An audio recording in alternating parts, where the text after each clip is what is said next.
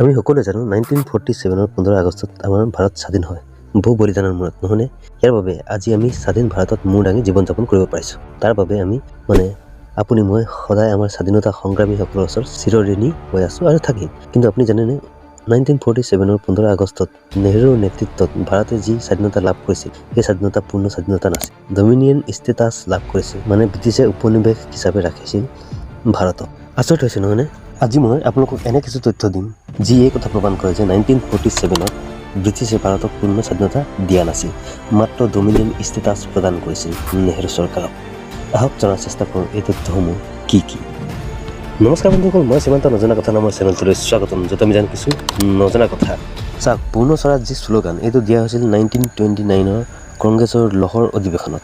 ইয়াৰ আগলৈকে ভাৰতে ব্ৰিটিছৰ ডমিনিয়ন ষ্টেটাছ বিচাৰি আছিল। গান্ধীজীয়ে পূৰ্ণ স্বৰাজ ভাৰতৰ সম্পূৰ্ণ স্বাধীনতাত ইমান গুৰুত্ব দিয়া নাছিল। কিন্তু 1938 যেতিয়া সুভাষ চন্দ্ৰ বসুৱে কংগ্ৰেছৰ সভাপতি হয়, তেওঁ ব্ৰিটিছৰ পৰা ডমিনিয়ন ষ্টেটাছৰ সলনি পূৰ্ণ স্বাধীনতাৰ দাবী কৰে। এই কথাৰ প্ৰমাণ পোৱা যায় এই বাতৰি কাকতত, য'ত এই খবৰটো লিখা হৈছিল। ইয়াত লিখা হৈছিল যে গান্ধীজীৰ পাছত যি গান্ধীজীৰ ঠাই ল'ব, ইয়াত নেতাজীৰ কথা বুজাইছে, তেওঁ ব্ৰিটিছৰ পৰা পূৰ্ণ স্বাধীনতা দাবী কৰিব। এই বাতৰিটো প্ৰকাশ হৈছিল যেতিয়া নেতাজীয়ে কংগ্ৰেছৰ নতুন সভাপতি হয়। চাওক, 1947 ভাৰতৰ যি নেহৰুৰ নেতৃত্বত চৰকাৰ গঠন হৈছিল, এই চৰকাৰক ব্ৰিটিছে সম্পূৰ্ণ স্বাধীনতা প্ৰদান কৰা নাছিল। এই কথা তেতিয়া পোহৰলৈ আহে যেতিয়া 2012-13 ভিতৰত ইংলেণ্ডৰ ইণ্টেলিজেন্স এজেন্সি MI5 নিজৰ অফিচিয়েল ইতিহাস ৰাজহুৱা কৰে। MI5 অক্সফৰ্ডৰ এজন প্ৰফেচাৰক এই কাম দিয়ে। তেওঁৰ নাম আছিল ক্ৰিষ্টোফাৰ এণ্ড্ৰছ। তেওঁক MI5ৰ অতীতৰ নথি পত্ৰ প্ৰদান কৰা হয় আৰু তেওঁক MI5ৰ ইতিহাস লিখাৰ দায়িত্ব দিয়া হয়। এই নথি পত্ৰসমূহত এটা কথা ৰাজহুৱা হৈ যায় যে ভাৰতক যেতিয়া স্বাধীনতা প্ৰদান কৰে ইংলেণ্ডে, তেতিয়া ইংলেণ্ডে ভাৰতৰ লগত কিছু গুপ্ত সন্ধি কৰিছিল। এই গুপ্ত সন্ধিৰ মতে ভাৰতত স্বাধীনতাৰ পাছতো ভাৰতৰ ৰাজধানী দিল্লীত ইংলেণ্ডৰ এটা অফিচ থাকিব, যাক কোৱা হয় চিকিউৰিটি লিয়েজন অফিচাৰ SLO, য'ত ইংলেণ্ডৰ অফিচাৰ থাকিব আৰু ভাৰতৰ ইণ্টেলিজেন্স ব্যুৰো IBৰ উচ্চ পদৰ বিষয়াই ভাৰতৰ সকলো ইণ্টেলিজেন্সৰ ৰিপৰ্টসমূহ দিব লাগিব SLO অফিচত। আৰু এই SLO অফিচ আছিল 1968লৈ। 1968লৈ ভাৰতৰ IB ডাইৰেক্টৰে গৈ ৰিপৰ্ট কৰিছিল SLO অফিচত। ভাৰতৰ স্বাধীনতাৰ পাছতো ভাৰতৰ ইণ্টেলিজেন্সৰ ওপৰত ব্ৰিটিছৰ পূৰ্ণ নিয়ন্ত্ৰণ আছিল।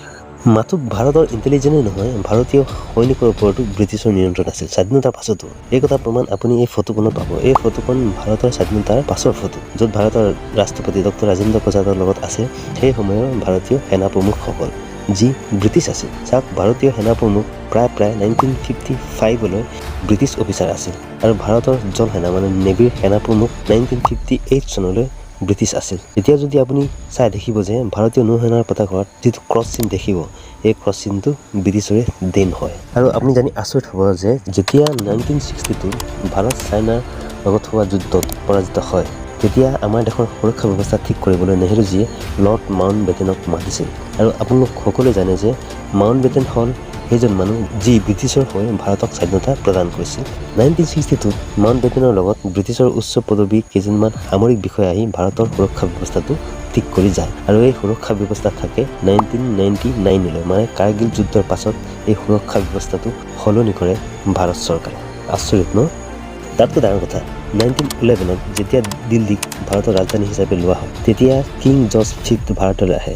ভাৰতৰ আজি যিটো ৰাজমাৰ্গ বুলি কোৱা হয়, তাত তেওঁ এটা মূৰ্তি নিৰ্মাণ কৰি ৰাখে। চাওক, অন্য দেশসমূহে যেতিয়া অন্য দেশৰ পৰা স্বাধীন হয়, তেতিয়া সেই দেশে নিৰ্মাণ কৰা মূৰ্তি বা এনে বস্তু যিবোৰে দেশৰ পৰাধীনতাৰ কথা মনত পেলাই থাকে, তেনেবোৰ মূৰ্তি বা বস্তু ভাঙি দিয়ে বা নষ্ট কৰি দিয়ে। কিন্তু স্বাধীন ভাৰতৰ চৰকাৰে এই মূৰ্তিটো ভঙা দূৰৰ কথা, সেই ঠাইৰ পৰা আঁতৰাবলৈ সাহস কৰা নাছিল।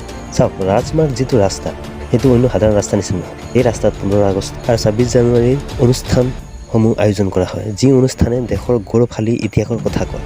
তেনে এটা ৰাস্তাত ইংলেণ্ডৰ ৰজাৰ মূৰ্তি আছিল আৰু স্বাধীন ভাৰতে সেই মূৰ্তিটো আঁতৰাব পৰা নাছিল। কিন্তু 1965 যেতিয়া নেতাজীৰ কিছু সমৰ্থকে ৰজাৰ মূৰ্তিটোৰ নাক কাণ ভাঙি দি সেই ঠাইত নেতাজীৰ ফটো লগাই দিয়ে, তাৰ ফলত বাধ্য হৈ ভাৰত চৰকাৰে 1967 সেই মূৰ্তিটো তাৰ পৰা আঁতৰাই। অৱশ্যে এতিয়া সেই ঠাইত নেতাজীৰ প্ৰতিমূৰ্তি স্থাপন কৰা হৈছে। চাওক, এই তথ্যবোৰ দেখি এই কথা ভাবিবলৈ বাধ্য হয় সাধাৰণ ৰাইজে যে 1947 যি স্বাধীনতা প্ৰদান কৰিছিল ব্ৰিটিছ চৰকাৰে নেহৰুৰ নেতৃত্ব চৰকাৰক, সি ডমিনিয়ন ষ্টেটাছ আছিল, পূৰ্ণ স্বাধীনতা নাছিল। কাৰণ ডমিনিয়ন ষ্টেটাছ বা উপনিৱেশিক বুলিলে আমি জানো যে এখন দেশৰ নিজৰ চৰকাৰ থাকিব, কিন্তু সুৰক্ষা, সংযোগ, বিদেশী নীতি নিচিনা বিষয়বোৰ চোৱা চিতা কৰা দায়িত্ব ডমিনিয়ন ষ্টেটাছ দিয়া দেশখনৰ হাতত থাকে। আৰু আপুনি যদি চাই দেখিব যে ভাৰতৰ অৱস্থা ঠিক তেনে আছিল কমচে কম 1967লৈ। সেইবাবে মনলৈ প্ৰশ্ন আহে কিজানি 1967লৈ ভাৰতক ব্ৰিটিছে ডমিনিয়ন ষ্টেটাছ দি ৰাখিছিল নে কি কয়? আপোনালোকৰ মতামত কি মোক কমেণ্ট কৰি জনাবচোন।